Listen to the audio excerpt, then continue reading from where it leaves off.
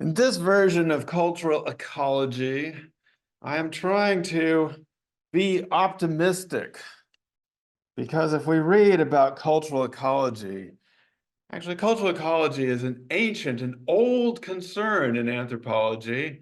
It's perhaps one of the founding aspects of the discipline, the relationship between humans and the environment. And does the environment determine humans' behavior, and how much does the environment play in human behavior?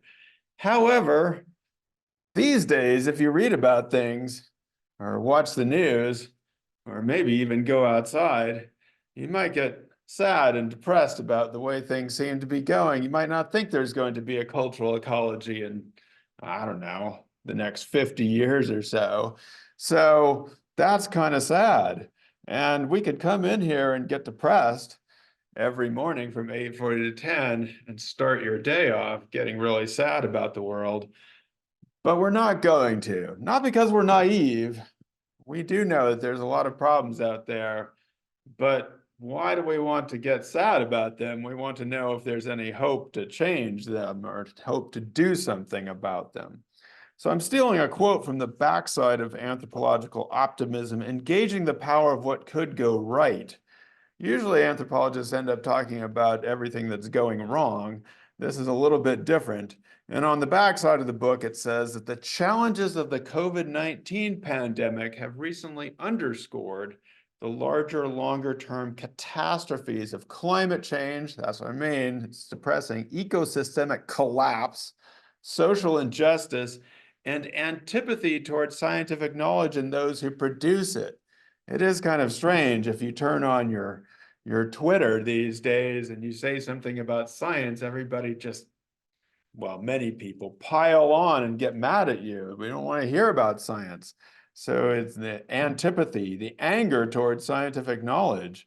Even being in college these days is kind of radical in the sense that people are down on people being educated and being scientific and being in college. So here we are. And that's certainly been exacerbated in the last 4 or 5 years.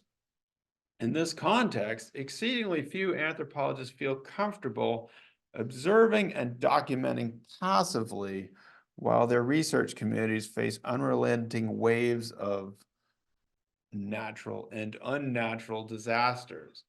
So I think they are saying that in the older days, what I was talking about is the role of anthropology was primarily to document, not necessarily passively, but primarily to just find out what people were doing in the environments which they're in. And we will do some of that.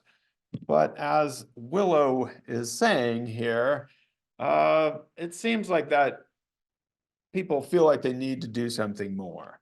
So she ends this, or it's not quite the end of the back of cover of the book, but we need to act, but we also need to hope. So you action, but I would say informed action based on hope, optimism, those kinds of things.